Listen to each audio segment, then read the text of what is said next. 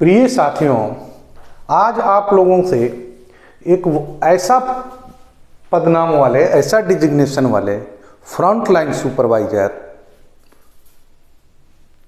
का चर्चा करूंगा जो खदान या डिस्ट्रिक्ट अंडरग्राउंड माइंस या ओसीपी के लिए काफ़ी महत्वपूर्ण हैं। ये फ्रंट लाइन सुपरवाइजर माइनिंग सरदार, इनका लिखित ड्यूटी रिस्पॉन्सिबिलिटी और इनके द्वारा एग्जामिनेशन का संवैधानिक प्रावधान है। Coal mines regulation 129 examination by mining sardar. Mining sardar ऐसे ऑफिशियल हैं जो ओवरमैन से जूनियर हैं। ये वर्किंग फेस, वर्किंग डिस्ट्रिक्ट के चार्ज होल्डर हैं। ये कांस्टेंट प्रेजेंट रहने वाले हैं, हर ऑपरेशन को वॉच करने वाले हैं और इनकी ड्यूटी काफ़ी महत्वपूर्ण है। Volume of work, safety of work, inspection, supervision and control of worker, working condition और वर्किंग एनवायरनमेंट का कंडीशन, ये सारे चीज़ों का निगरानी देखने वाला यह सारा काम इन्हीं के दावेदार ये हैं। माइनिंग सरदार के बिना डिस्ट्रिक्ट में एक पत्ता भी नहीं हिलता। बेस्ट माइनिंग सरदार इतने रिस्पॉन्सिबल, इतने सिंसियर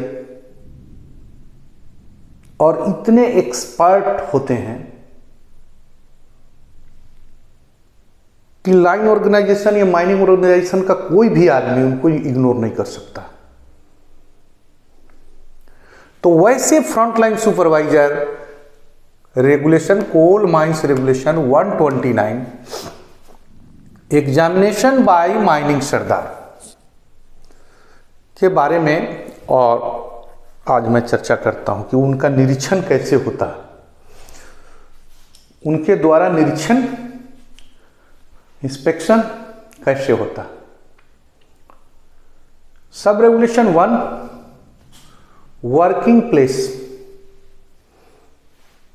वर्किंग फेसेस, डिस्ट्रिक्ट में जो पार्ट में जहां पर भी डिस्ट्रिक्ट के अंदर वर्कमैन एम्प्लॉयड हैं और जो जॉब को कर रहे हैं, काम को कर रहे हैं, वे सब वर्किंग प्लेसेज हुआ। वो वर्किंग प्लेसेज टी आर ट्रेवलिंग रोडवेज, लैंडिंग, जहां पर साफ्ट वाइंडिंग है तो पिट टॉप बोलते हैं ऊपर, पिट बॉटम बोलते हैं नीचे, और बीच में जो होराइजन लेवल है जहां पर उतरना चढ़ना होता है उसको लैंडिंग बोलते हैं। स्टेशन, माइनिंग में बहुत सारे स्टेशन हैं। Rest shelter, rest station, first aid station, reserve station, relighting station, haulage station, इस टाइप का बहुत सारे स्टेशंस हैं जहां पर आदमी काम करते हैं, जहां पर मशीनरी हैं और जिसका इम्पोर्टेंस है। वो सारे स्टेशन इनके अंदर होगा। पास, वे सारे रास्ते जहां से आ जा कर के ये वर्किंग प्लेसेज या स्टेशन में आने जाने का जो रास्ता है, पासेज है। तो ये 5 चीजें जो हैं ये अंडर चार्ज ऑफ माइनिंग सरदार। अब आप समझ सकते हैं कि माइन के अंदर ये 5 चीजें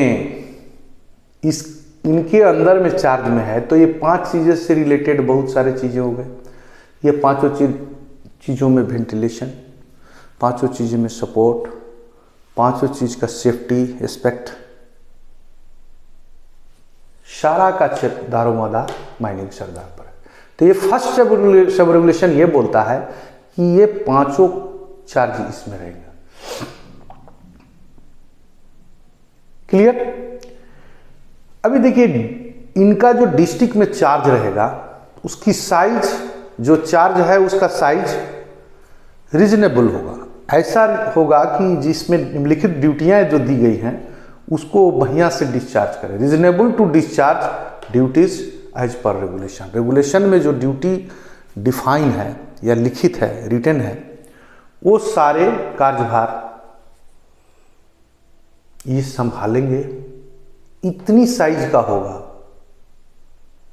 यदि इसके साइज मान लीजिए कि एक माइनिंग सरदार बहुत ज़्यादा लंबा चौड़ा डिस्ट्रिक्ट दे रहे हैं, डिस्ट्रिक्ट बहुत बढ़ा दिए, 2 डिस्ट्रिक्ट मिला के दे दिए, तो उस स्थिति में वो कह सकता है कि ये रेगुलेशन के अनुसार समूचा ड्यूटी डिस्चार्ज करना यहाँ मुश्किल है, इसका साइज बड़ा है। तो इस तरह से यदि डिस्प्यूट हो या डाउट हो तो चीफ इंस्पेक्टर ऑफ माइंस इसको सोल्व करेंगे। ये दूसरा सब रेगुलेशन का। यानी पहला सब रेगुलेशन में ये सब पॉइंट बोलते ही समझ में आ रहा है कि पूरा माइंड विशाल हो जा रहा है। तो ऐसा नहीं कि माइनिंग सरदार का साइज संबंधी प्रॉब्लम होने लगे। तो इसीलिए दूसरा सब रेगुलेशन साइज के बारे में बताया। थर्ड जो है ये इनिशियल है। जब शिफ्ट रिले स्टार्ट होता है तो सारे आदमी अटेंडेंस लगा करके जाते हैं। रेस शेल्टर पर डिस्ट्रिक्ट होगा जहां स्टे और जितने वर्कमैन जो जाएंगे सर्वप्रथम अपने डिस्ट्रिक्ट में जाएंगे और एक डिस्ट्रिक्ट में रेस शेल्टर होगा जहां पर वो ठहरेंगे, रुकेंगे।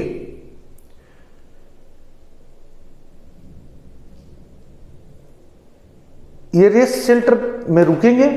इसके बाद माइनिंग सरदार इंस्पेक्ट बाय माइनिंग सरदार वेंटिलेशन और सेफ्टी, ये जो चार्ज वाली चीजें हैं, इस चार्ज वाली चीजों को माइनिंग सरदार इंस्पेक्ट करेगा रिगार्डिंग वेंटिलेशन, रिगार्डिंग सेफ्टी। इसके बाद ही कोई पर्सन डिस्ट्रिक्ट में इंटर करेगा। क्लियर? तीसरा सब रेगुलेशन है, देखिए क्रोनोलॉजी देखिए। पहला तो इनका होलसेल चार्ज है। दूसरा जो दिक्कत हुआ कि साइज कहीं बड़ा छोटा ना हो, इसके लिए दूसरा सब रेगुलेशन बता दिया।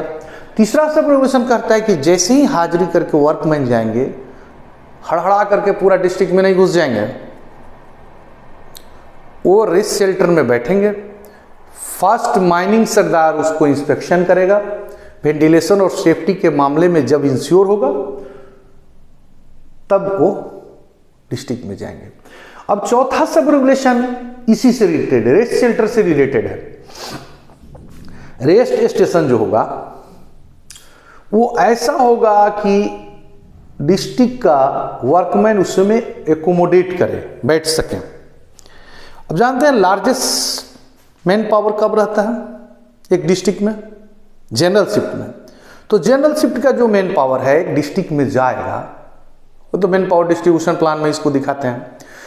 तो जब वो जाएगा तो रेस्ट शेल्टर में बढ़िया से बैठ सके, रह सके, रुक सके, इसलिए स्टेशन एकोमोडेट हो करे पूरा मैन पावर को। तो ये चीजें हैं। ऐसा नहीं है कि ड्यूटी जाने के बाद हैप्पीजार्टली घुस जाए। आपको strata condition, ventilation condition, environmental condition district का और मशीनरी का सेफ्टी एस्पेक्ट्स, ये सारी चीज को पहले माइनिंग सरदार इंस्पेक्शन करेंगे, तभी एंट्री होगा। तब तक ले मैन पावर ये एकोमोडेबल जो सब स्टेशन है इसमें बैठे। ये 4 सब रेगुलेशन हमने अब चर्चा किया। अब देखिए 5वां सब रेगुलेशन बहुत इंपॉर्टेंट है। 5वां सब रेगुलेशन स्पेल करता है mining sardar every 2 hours before shift start, shift start के पहले इंस्पेक्ट ऑल वर्किंग प्लेसेज। दो कंडीशन है। फर्स्ट, शिफ्ट स्टार्ट होने के पहले वो इंस्पेक्शन करेंगे। दूसरा कंडीशन है पर 2 आवर पर एक बार इनका इंस्पेक्शन होगा। Inspect all work place where workman is deployed. A certain conditions उसकी अवस्थाओं को पता लगाएंगे। A certain conditions of working places या ये सो एंड सो, ये इसका कंडीशन पता लगाएंगे। कंडीशन देखिए बहुत इंपॉर्टेंट है। हर एक जो कंडीशन जो इसको जिसका ये सर्टेन करेंगे पता लगाएंगे, वो एक विशाल चैप्टर है, एक सब्जेक्ट है। जैसे देखिए वेंटिलेशन, वो अपने डिस्ट्रिक्ट का वेंटिलेशन, सैनिटेशन, वेंटिलेशन संवातन हो गया, सैनिटेशन सफाई सुथरा हाइजेनिक होगा, gas mine gases, inflammable gas हो सकता है, नॉक्सियस गैस में आ गया CO, H2S, नाइट्रस फूम्स हो सकते हैं। स्पॉन्टेनियस हीटिंग हो, चाहे आज फायर केस में CO भी निकल सकता है, ब्लैक डैम भी हो सकता है। तो ये गैस बहुत बड़ा है, तो गैस को भी देखेंगे। Roof side startup problem, roof और साइड ऑलवेज जब अंडरग्राउंड जा रहे हैं और ग्राउंड का स्टेबिलिटी डिस्टर्ब हो रहा है, अंडरग्राउंड माइनिंग हम कर रहे हैं, तो उस स्थिति में रूफ और स्टाटा को कंट्रोल, उसको रूफ और स्टाटा को ऑपरेट करना एक माइनिंग बड़ी कुशल तरीके से जानता है। तो ये रूफ और साइड का इंस्पेक्शन करेंगे, एसर्टेन करेंगे कंडीशन को। क्लियर। एक्सपोंटेनियस हीटिंग, एक्सपोंटेनियस हीटिंग ये एक अलग चैप्टर है, बुक्स है। एक्सपोंटेनियस हीटिंग, कोयला में हम काम कर रहे हैं, उसका नेचर है ऑक्सीडेशन होने का, ऑक्सीजन ऑब्जॉर्ब करेगा, एब्जॉर्प्शन होगा, इसके बाद स्लो ऑक्सीडेशन होगा, ऑक्सीडेशन होगा, उसकी प्रोसेस कम होगा, धीरे धीरे टेम्परेचर राइज करेगा, टेम्परेचर राइज होगा तो रैपिड ऑक्सीडेशन होगा, रैपिड ऑक्सीडेशन, जब भी ऑक्सीडेशन होता है तो एक्सोथर्मिक होता है, तो फिर थोड़ा हीट बढ़ेगा, फिर और होगा। इसी तरह से करते करते क्रॉसिंग पॉइंट पार करने के बाद उसमें फायर भी लग सकता है, और क्रॉसिंग पॉइंट जब तक नहीं पार किया है तो ऑक्सीडेशन होते होते स्पॉन्टेनियस हीटिंग होगा, और वो यदि स्लगिश हवा है तो वहां पर CO भी बनेगा। तो स्पॉन्टेनियस हीटिंग का अपना लक्षण जो है वो सर्टेन करेंगे माइनिंग सरदार। अपना लक्षण उसका क्या है स्पॉन्टेनियस हीटिंग? वो एक प्रकार का स्मेल करेगा, वहां CO ट्रेस हो सकता है, मल्टीगैस से डिटेक्ट कर सकते हैं।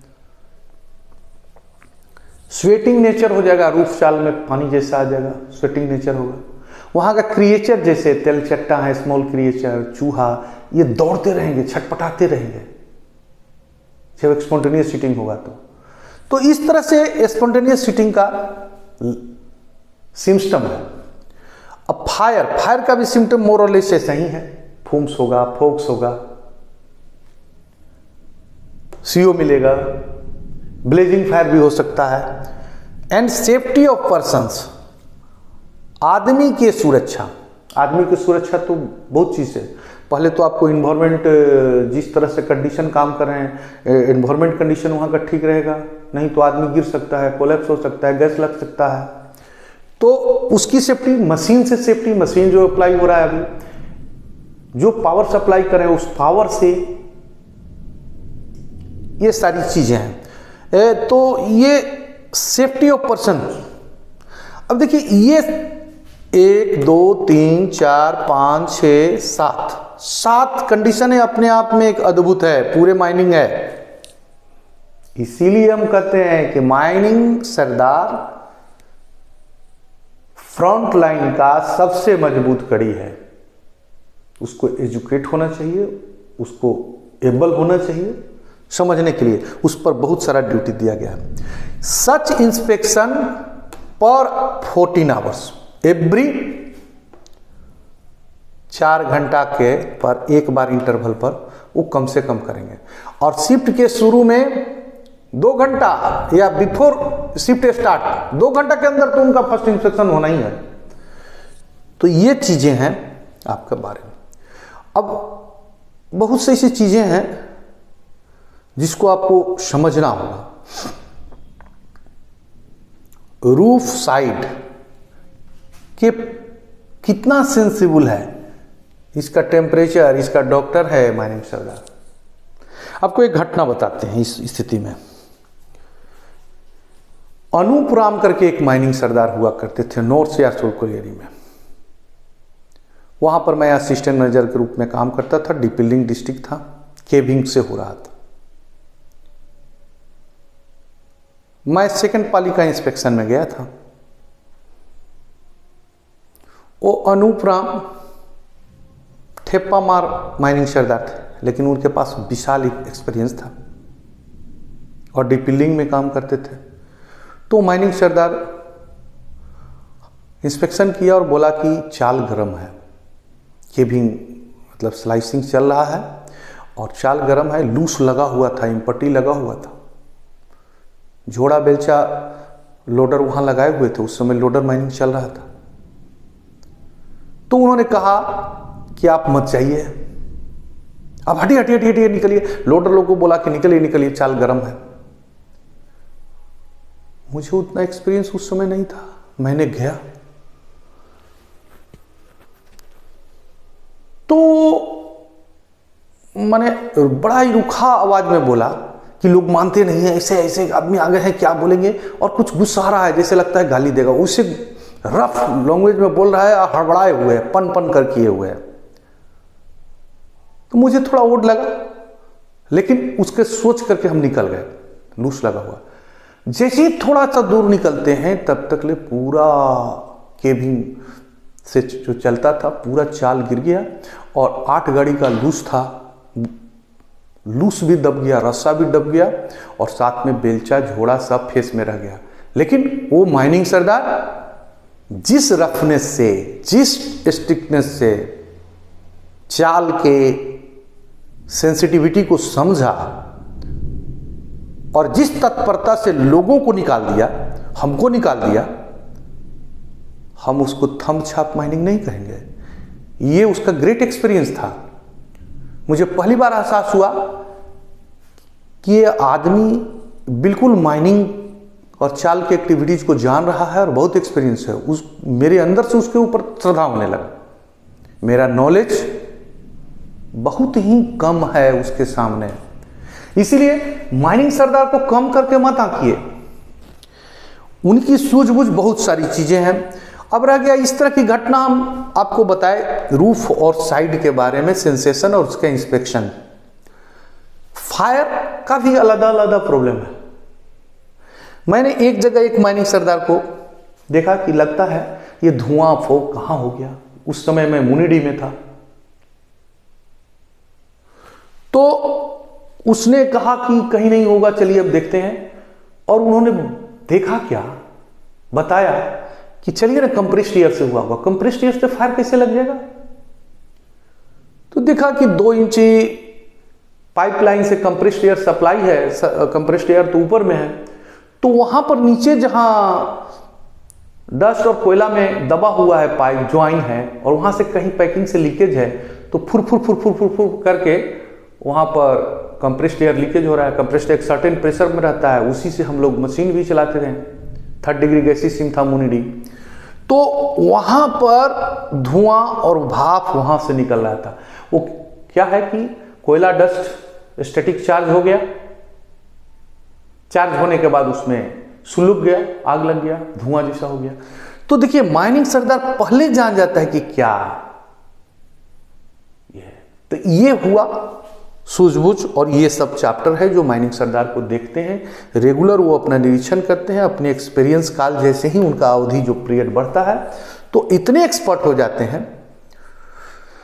तो दूसरे शब्द में हम कह सकते हैं कि माइनिंग सरदार सौरी अगोरने वाला काम, मतलब अपने डिस्ट्रिक्ट को सौरी कहा जाता है। जब नवजात शिशु माँ के साथ जन्म लेता है तो उसको लोग छोड़ता नहीं है, वहाँ पर एक रहता है, उस सौरी के पास रहता है, बच्चे को छोड़ा नहीं जाता है। तो उसी तरह से एक डिस्ट्रिक्ट को माइनिंग सरदार तब तक नहीं छोड़ता है, इतना सारी जिम्मेवारियां हैं। तो ये सब निरीक्षण किससे करेगा? छठा सब रेगुलेशन स्पेल करता है flame safety lamp, other instrument में मल्टी गैस डिटेक्टर हो सकता है, सीओ डिटेक्टर हो सकता है, ये यूज करेंगे तभी तो इसको सर्टेन कर पाएंगे एटमॉस्फेरिक कंडीशन या जो भी। ये सारी सैनिटेशन शब्द जो है इसमें हाउसकीपिंग वगैरह सब आ गया।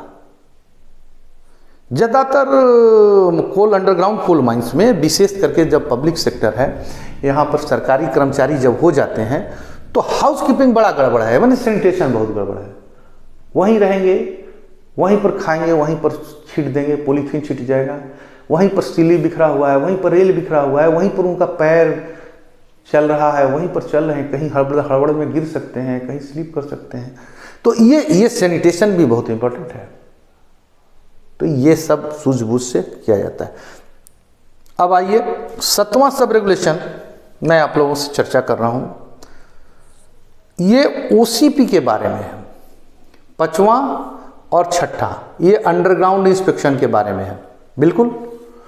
और ये भी अंडरग्राउंड रेगुलेशन, और ये हो सकता है शेल्टर, ये जो साइज है ये रीजनेबल आपको ओसीपी भी लागू हो सकता है स्टेशन, लेकिन ये प्योर अंडरग्राउंड से रिलेटेड है।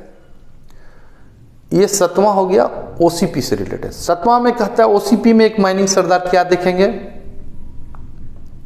ओवरहैंग, बेंच पर फेस में ओवरहैंग नहीं हो, अंडरकट नहीं हो, लूज स्टोन, ढीला पत्थर नहीं लटका हुआ हो, चाप नहीं लटका हुआ हो, मटेरियल्स कोई मटेरियल लटका हुआ नहीं हो, पेड़ नहीं हो, ये सब 3 metre of edge, 3 metre minimum 3 metre edge से ज़्यादा हो, 3 मीटर के अंदर नहीं होगा ये चीज़ें। नहीं तो 3 मीटर के अंदर है तो वहाँ से वो गिर सकता है, और जो एचईएम लगा हुआ है जहाँ पर ऑपरेटर काम कर रहे हैं एचईएम पर आ जाएगा, दुर्घटना का कारण हो जाएगा। तो ये सब ऑब्जर्वेशन माइनिंग सरदार करेंगे।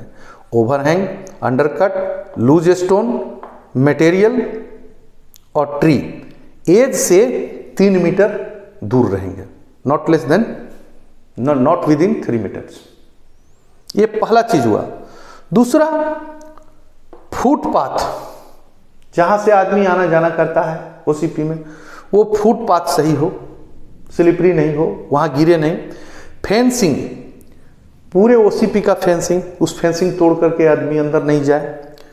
डिसयूज्ड एबेंडेंड क्वायरी, आप जो क्वायरी चला रहे हैं उसका कुछ भाग यदि यूज नहीं कर रहे हैं, बंद हो गया वहां, तो बंद तो नहीं कहेंगे, छोड़ा हुआ है, यूज नहीं है, इधर हम मशीन दूसरे साइड में लाए हैं, तो उस डिसयूज्ड और या बंद एबेंडेंड क्वायरी उसको भी देखना है, नहीं तो वहां पर आपको प्रॉब्लम होगा।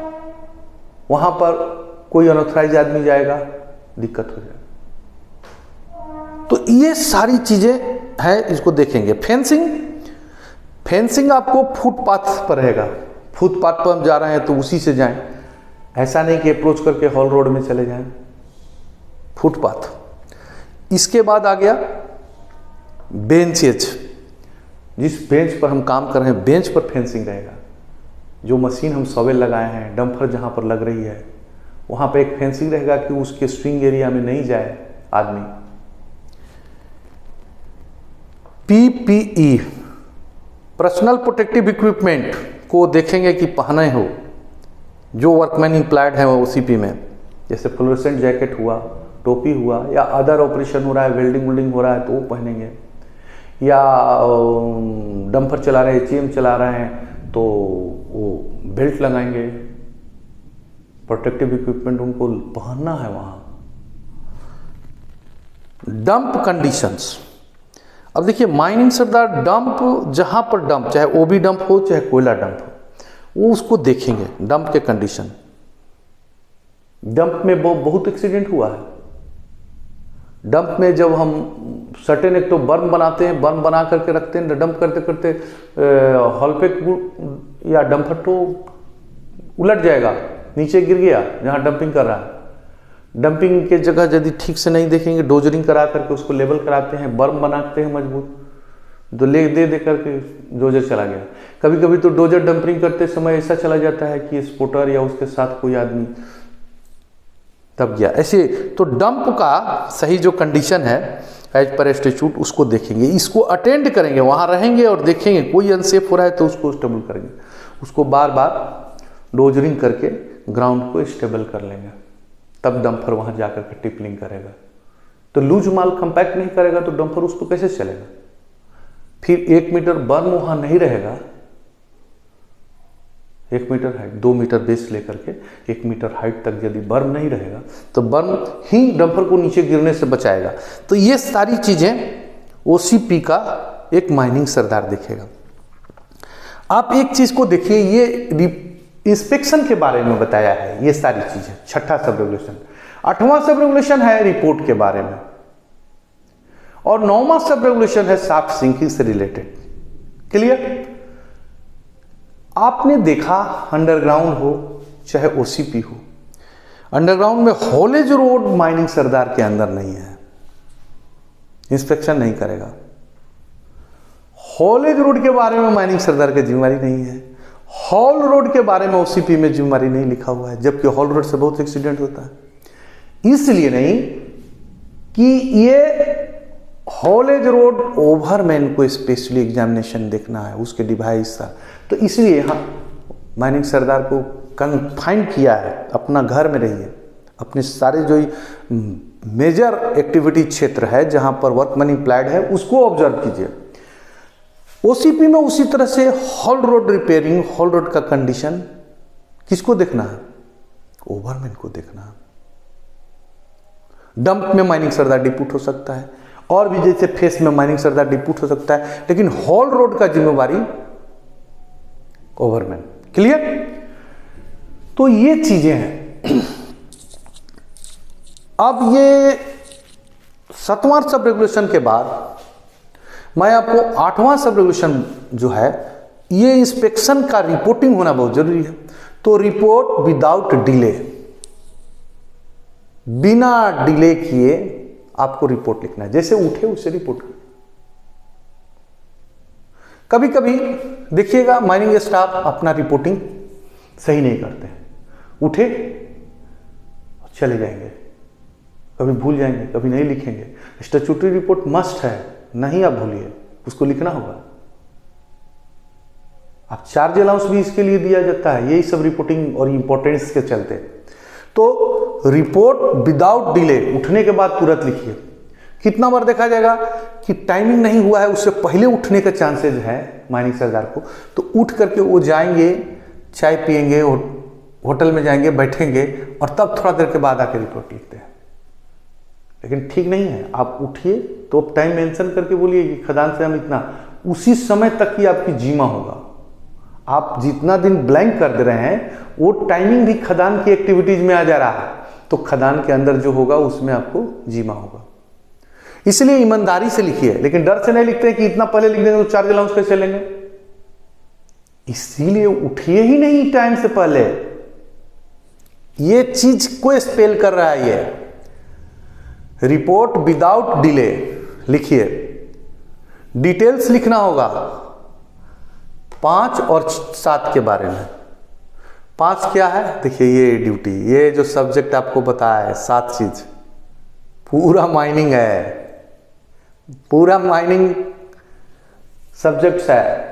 ये 5 के बारे में देना है, और 7 है ओसीपी। तो ये स्टैट्यूटरी रिपोर्ट अंडरग्राउंड वाले का अलग है और 7 ओसीपी वाले को अलग है।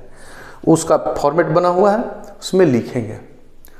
उस फॉर्मेट में नंबर्स ऑफ पर्सन्स उनके अंदर, अब आप समझ लीजिए कि माइनिंग सरदार को सिर्फ वर्किंग फेस और उसके एटमॉस्फेरिक कंडीशन नहीं, सबसे बड़ा रिसोर्स है माइन का ह्यूमन रिसोर्स। तो ह्यूमन रिसोर्स की देखभाल करनी है, हर एक आदमी को सेफ्टी, सुरक्षा, उसके प्रॉब्लम आपको रिलेटेड है। नंबर्स ऑफ पर्सन्स आप देखना है, कोई मिसिंग नहीं हो, कोई चोट नहीं लगे, ये सारी चीजें नंबर्स ऑफ परसेंट लिखना है। क्लियर? सेफ इंस्ट्रक्शन, माइनिंग सरदार अपने एग्जामिनेशन, अपने इंस्पेक्शन, अपनी देखभाल में सेफ इंस्ट्रक्शन क्या क्या दिया ये लिखना है। यदि कोई टोपी नहीं पहने तो लिखना पड़ेगा कि चौधरी जी आप बैठे हुए हैं, टोपी निकाल के ठीक नहीं है, टोपी पहनिए। जूता निकाले हुए हैं, क्यों पहनिए। आप बिना पहलवान लगाए क्यों हाविस कर दिए, ट्रामर को बोलना होगा। तो जो जो पदनाम के काम है, अनसेफ एक्ट कर रहे हैं, तो उसको इंस्ट्रक्शन देना पड़ेगा सेफ एक्ट के लिए। इसका मतलब ये एक्सपर्टीज है माइनिंग सरदार, एक्सपर्टीज है अपने माइनिंग ऑपरेशन में चलाने में, ये असली ड्राइवर है माइन का। क्लियर? तो सेफ इंस्ट्रक्शन देना होगा। और date time of inspections, date देना, किस डेट का है, टाइम क्या है, कौन कौन टाइम में इंस्पेक्शन कर रहे हैं, क्योंकि यहां देखना फ्रीक्वेंसी 4 घंटा में एक बार जरूर, और शुरू में एक बार करिएगा। तो टाइम देना है, पहला फर्स्ट इंस्पेक्शन कब, सेकंड इंस्पेक्शन कब, थर्ड इंस्पेक्शन कब, फोर्थ इंस्पेक्शन कब, नहीं तो एटलीस्ट थर्ड इंस्पेक्शन तक तो आपको लिखना ही है। ऑफ इंस्पेक्शन लिखना ही नहीं, करना है। इंस्पेक्शन का डेट और टाइम और सिग्नेचर करना है आपको। मतलब आप जो इंस्पेक्शन किए हैं आप इसकी जिम्मेदार है, सिग्नेचर करना। डेट टाइम राइटिंग रिपोर्ट, जो रिपोर्ट लिखिएगा वो उसका डेट और टाइम लिखना है। कै बजे लास्ट रिपोर्ट लिखे, कौन डेट में लिखे। अब थर्ड शिफ्ट में मान लीजिए कोई डेट में गए हैं ड्यूटी, तो दूसरा दिन का है, तो रिपोर्ट जब सुबह उठ करके लिखिएगा वो उसका डेट अलग हो जाएगा, टाइम उसका अलग हो जाएगा। तो ये हो गया आपका रिपोर्ट राइटिंग। रिपोर्ट राइटिंग के बारे में भी हम आपको इम्पोर्टेंस के थोड़ा सा सीरियसनेस को बताने के लिए मैं आपसे एक घटना शेयर करता हूँ। उन दिनों मैं मुनिडी प्रोजेक्ट में ओवरमैन के हैसियत से काम करता था, डिप्लोमा के बाद ज्वाइन किया था। तो मेरे फादर आए थे और मैं बिना रिपोर्ट लिखे खदान से उठा, और जैसे ही देखा कि मेरे पिताजी आए हुए हैं यहाँ, तो उनको लेकर के मैं डेरा चला गया।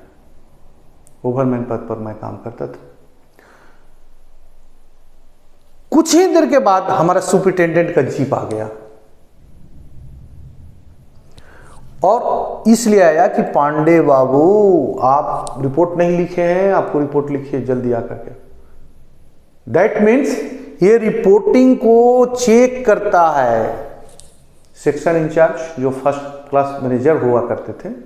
तो चेक किए, चेक करने के बाद तुरंत हमको सुपरिटेंडेंट खबर की रिपोर्ट नहीं लिखा हुआ है।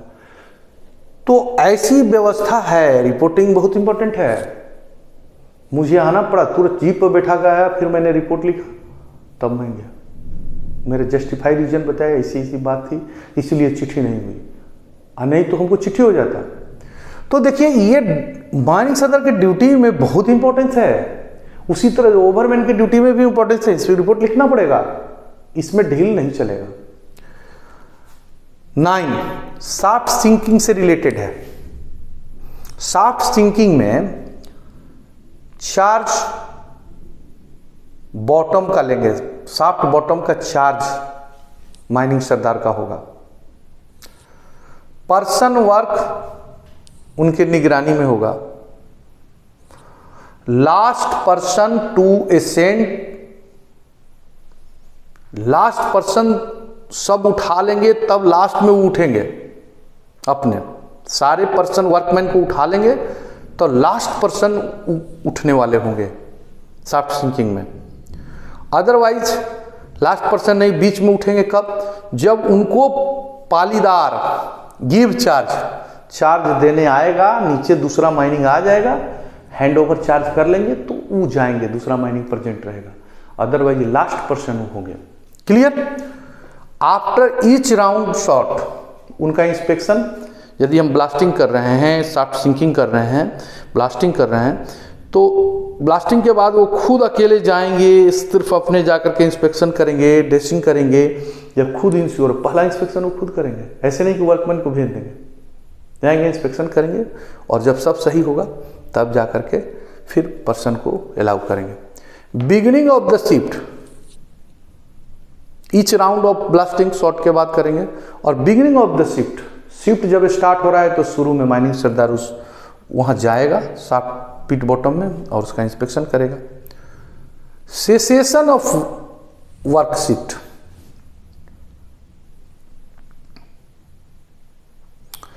यदि 2 पाली में काम हो रहा है, बंद है, माइनिंग सरदार तो हाँ है नहीं, तो उस स्थिति में पहले माइनिंग सरदार जाएगा और तब फिर स्टार्ट होगा। जैसे फर्स्ट पाली सेकंड पाली हो रहा है, थर्ड पाली काम नहीं हो रहा है, तो फर्स्ट पाली का आदमी माइनिंग सरदार पहले जाएगा, इंस्पेक्शन कर लेगा, इसके बाद ओके करेगा, तब जाकर के फिर पिट बॉटम में दूसरे आदमी डिप्लॉयड होंगे। Clear? Beginning of the shift, cessation of the work shift, every 2 hours, 2 घंटा पर वो बराबर साइड चाल जो है शाफ्ट के पेरिफेरियल में वो देखते रहेंगे। एग्जामिनेशन जो है क्या चीज का करेंगे? साइड ऑफ शाफ्ट, शाफ्ट के साइड में रिमूवल लूज पीसेज, जो शाफ्ट के साइड में जो लूज है, ढीला ढाला पीसेज है, उसको रिमूवल हटाएंगे, नहीं ड्रेसिंग होगा। बिफोर पर्सन एलॉइंग, जब ये सब इंस्पेक्शन कर लेंगे एग्जामिनेशन में तब पर्सन को एलॉय करेंगे। इस तरह से उनका शाफ्ट सिंकिंग में ड्यूटी रहेगा। अब आपको मैं ब्रीफ कर दूं, ये बहुत इंपॉर्टेंट रेगुलेशन है। फर्स्ट में उनका होल चार्ज क्या है, दूसरा में चार्ज का साइज के बारे में, चार्ज डिस्ट्रिक्ट के साइज के बारे में, तीसरा सब रेगुलेशन में रेस्ट शेल्टर पर सारे वर्कमैन को स्टे करके उनका सेफ्टी, वेंटिलेशन और सेफ्टी का इंस्पेक्शन के बारे में है। चौथा सब रेगुलेशन स्टेशन, ऐसा कि वो लोग बैठने का क्रमवार है। 5वां रेगुलेशन उनका अंडरग्राउंड इंस्पेक्शन से रिलेटेड है। 6ठा रेगुलेशन है इंस्पेक्शन में यूज करने वाला इंस्ट्रूमेंट से। 7वां रेगुलेशन है ओसीपी से रिलेटेड। 8वां रेगुलेशन है रिपोर्ट से। 9वां में शाफ्ट सिंकिंग। यही तो है माइनिंग सरदार का ड्यूटी। मैं कोशिश किया कि आपको सिंपल सरल भाषा में बताऊं। एक्चुअली रेगुलेशन, लेजिस्लेशन कानूनी भाषा है। बहुत सोच करके इनके भाषा, कानूनी भाषा को एक एक वर्ड इंपॉर्टेंट होता है। लेकिन मैं माइन ऑपरेटर, ये माइन को संचालन करने वाले या माइनिंग स्टूडेंट्स को समझने लायक सरल भाषा में मैं इसको बता रहा हूँ, जिससे एग्जिस्ट जो इसका मूल पॉइंट्स हैं वो आप समझ सकें, व्यक्त कर सकें, भाव को समझ सकें। तो ये भावार्थ है। टोटलिटी तो रेगुलेशन का भाषा ओरिजिनल है, उसको पढ़ने से माइनिंग स्टूडेंट कंफ्यूज होते हैं। तो ये मेरा छोटा सा प्रयास है जो आप लोगों से शेयर कर रहा हूँ। मैं समझता हूँ कि ये रेगुलेशन के छोटे छोटे टुकड़े आप मनोभाव से पढ़ेंगे, समझेंगे, आपका ज्ञानवर्धन होगा और आपका जो स्किल बढ़ेगा और आप एग्जामिनेशन के लिए mining sardar, overman, assistant manager, first class के एग्जामिनेशन में ये आएगा। ये अमृत बूंद है। कृपया इसे रिवाइज भी आप करें, इसको व्यू करें, सब्सक्राइब करें, माइनिंग विद्या चैनल को सब्सक्राइब करें। धन्यवाद।